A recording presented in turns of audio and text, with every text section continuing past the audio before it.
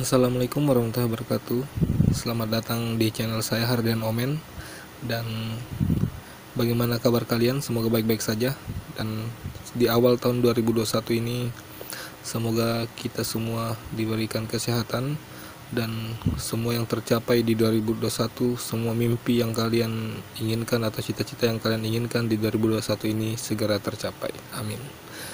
Di episode 2 kali ini saya akan menceritakan sebuah pengalaman horor yang diangkat dari buku yang berjudul Nightmare Site karangan Bukune.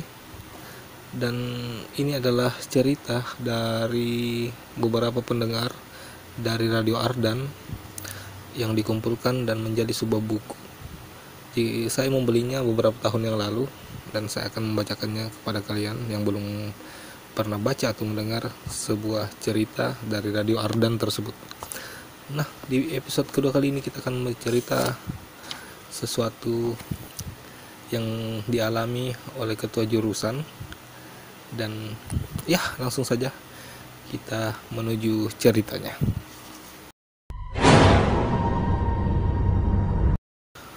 Cerita ini aku alami saat menjadi ketua angkatan di jurusanku. Kami saat itu sedang membuat acara malam keakraban. Kami menginap bareng di sebuah rumah yang kami sewa. Tadinya hampir saja aku tidak bisa berangkat. Hujan turun dengan deras. Sementara malam sudah tiba. Aku melirik jam tanganku. Pukul 7 malam, keluhku. Aku melirik Osi, si pemilik kamar kos yang aku pakai untuk tempat berteduh.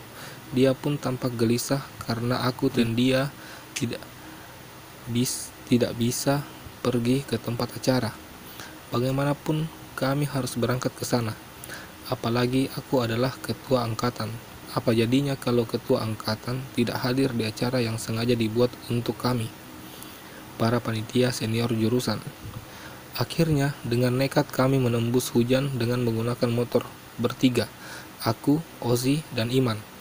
Pelindung kami hanya jaket tebal saja. Lagi pula, jika kecepatannya cukup tinggi, kami akan sampai ke lokasi dalam 10 menit saja. Perjalanan menuju rumah tempat acara malam keakraban ternyata cukup mencekam. Kami melewati jalanan kecil yang sebelah kiri kanannya adalah pohon bambu. Jujur, aku merasa agak sedikit takut. Aku ingin cepat sampai di lokasi, keluhku dalam hati. Dan untunglah, tak lama kami menemukan rumah-rumah kembali. Berarti tempat tujuan kami tidak jauh lagi.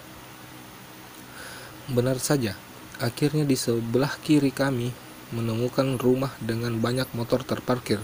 Untuk menegaskan, di depannya berkibar bendera jurusanku. Dan lega, aku memarkir motor dan masuk ke dalam. Kedua temanku masuk lebih dahulu. Tubuhku basah kuyup. Aku mencoba membuka sepatu agar tidak membuat becek bagian dalam rumah.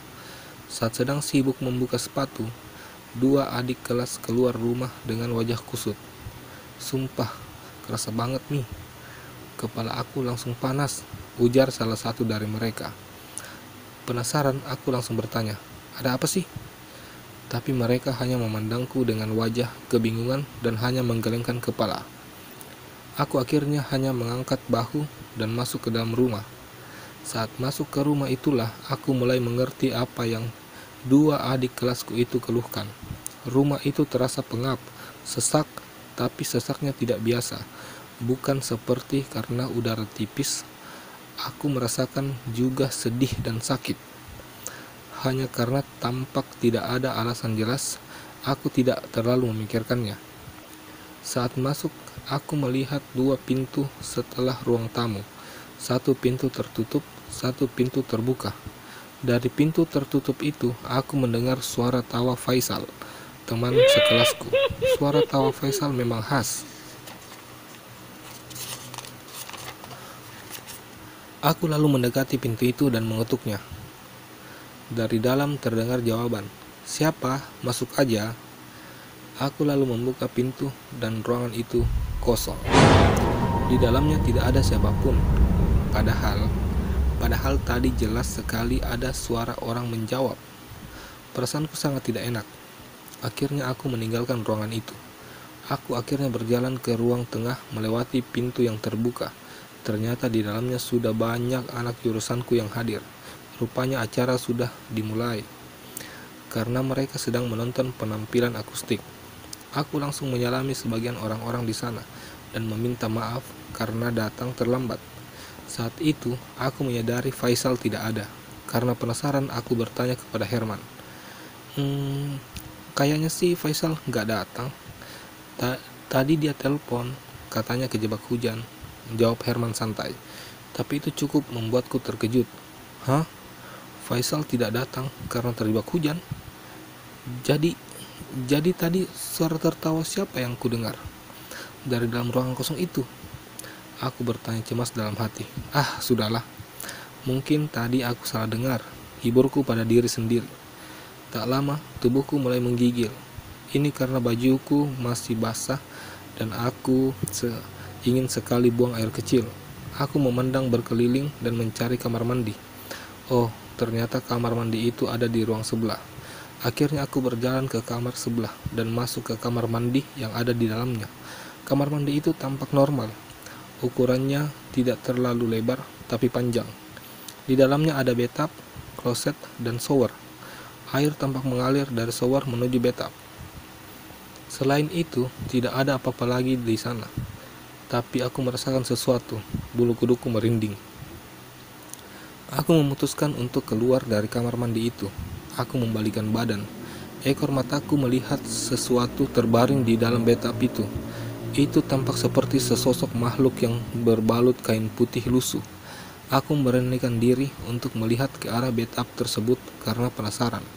Saat pandanganku mengarah ke bathtub, ternyata tidak ada apa-apa. Perasaanku lega sekali. Namun, itu tidak mengurungkan niatku untuk buru-buru keluar dari kamar mandi dan kembali ke ruang tengah. Beberapa jam kemudian, acara selesai dan aku sempat lupa kejadian di kamar mandi tadi. Anak-anak jurusanku sibuk dengan kegiatannya masing-masing. Aku sendiri memilih mencari udara segar dan berjalan perlahan menuju kolam. Dari jauh, aku dapat melihat sebatang pohon yang ada di pinggir kolam tersebut. Entah kenapa, seperti ada yang menarik rasa ingin tahuku. Pandanganku pun terus mengarah ke pohon itu. Astaga, badanku mendadak kaku. Aku melihat satu sosok putih. Badanku mulai bergetar. Tiba-tiba aku mengingat sosok yang ada di kamar mandi tadi. Makhluk itu diam berdiri di bawah pohon. Itu pocong. Dengan gemetaran dan sisa tenaga, aku kembali ke ruangan tengah dan mengambil posisi tidur meringkuk di antara teman-teman yang sudah tidur terlebih dahulu. Besok paginya aku menceritakan semuanya pada temanku Haris. Lalu Haris menceritakan semuanya kejadian yang dialami di rumah itu. Ternyata seluruh anggota keluarga penghuni rumah ini tewas dibantai oleh perampok beberapa bulan yang lalu. Nah, itu aja tadi ceritanya. Semoga malam Jumat kalian terhibur. Dan sampai jumpa di episode 3 dan episode-episode selanjutnya dari channel ini. Terima kasih, saya Hardian, pamit undur diri.